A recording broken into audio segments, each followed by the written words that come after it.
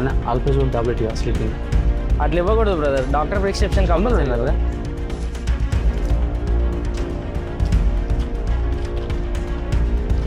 ఇది ఏ జనరేటర్ మేము కూడా చేస్తాం బ్రదర్, ఇట్లా ఇవ్వద్దు డాక్టర్. లేదని ఇది ఒరిజినల్ ఇది లేదు బ్రదర్.